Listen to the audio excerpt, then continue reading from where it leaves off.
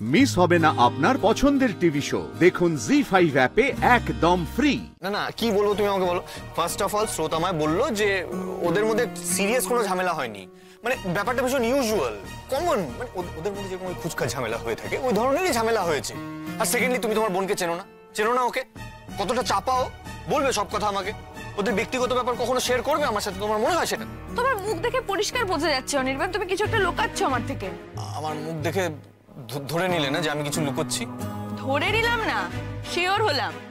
এবার কি বলবে নাকি আরো বকাবে আমাকে? এবার কিন্তু দেখো প্রেশার বেড়ে গিয়ে কেলেঙ্কারি একটা কাণ্ড হবে বলে দিচ্ছি, সেটা ভালো লাগবে তো তোমার? তোমাকে নিয়ে না আমি পারি না, সত্যি বলছি। আচ্ছা বেশ, বলবো। আমার একটা শর্ত আছে, তুমি কোনো বিষয় নিয়ে কোনো রকম টেনশন করবে না, ফার্স্ট। আর সেকেন্ড হলো পট করে সব বিষয় ঢুকে পড়বে না, যেটা তুমি সব সময় করে থাকো। দেখো ওদেরকে নিয়ে সবাই ভাবছে, ঠিক আছে, সবাই চিন্তা করছে ওদেরকে নিয়ে, সবাই ভালোই ভাবছে, কেউ খারাপ ভাবছে না। কাজে যা হবে ভালোই হবে, এইটুকু ভরসা রাখো। অনেক ঘনিত হয়ে গেছে অনির্বাণ, এবার বলো তো আমাকে কি হয়েছে?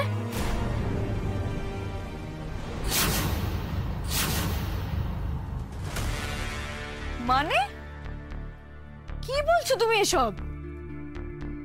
ওরা ডিভোর্স করছে আর তার জন্য আবার সেলিব্রেশন দিচ্ছে? মানে আমি বুঝতে পারছি না কিছু তোমার কথা অনির্বাণ, ওদের কি মাথা খারাপ হয়ে গেছে নাকি? আমারও ঠিক এই রিঅ্যাকশনটাই হয়েছিল।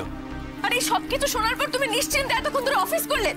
অনির্বাণ বুঝতে পারছি না আমি। বুঝতে হবে। তুমি কি বলছো বলো তো, এসব কি হচ্ছে এসব?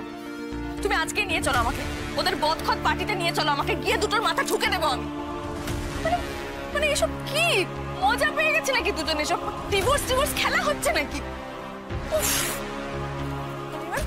বাড়িতে মা বৌমনি দাদা ভাই কিছু জানে না তো এসব ব্যাপারে? কেউ কিছু জানে না, বরং তুমি জেনেছো, তাও আবার আমি তোমাকে বলেছি। এটা স্রোত জানলে ও কিন্তু আর কোনোদিনও আমার মুখ দেখবে না। তাই দেখো অনেক কষ্টে কিন্তু স্রোতের হারিয়ে যাওয়া বিশ্বাস ভরসা আমি ফিরে পেয়েছি। একটু গন্ডগোল হলে কিন্তু সে সব একেবারে ভেঙে টুকরো হয়ে যাবে।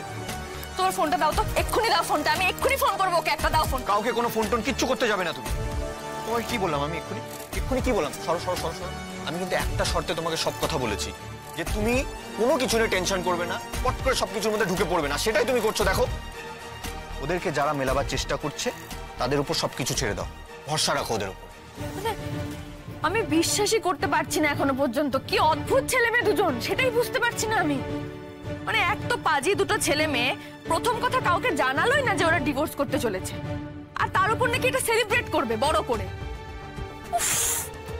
কি ইচ্ছে করছে বলো তো আমার? মনে হচ্ছে এক্ষুনি গিয়ে দুটোর কান মুলে দিয়ে আসি আমি। অনির্বাণ দেখো, এই সবকিছু শোনার পর আমি হাত পা গুটিয়ে বসে থাকতে পারছি না, কিছু একটা করতেই হবে আমাদের।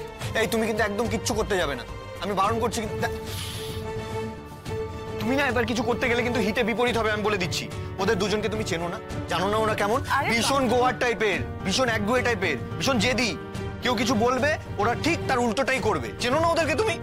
শোনো, আমি আঙ্কেলের কাছে প্ল্যানটা শুনে নিয়েছি। First class plan, beautiful plan.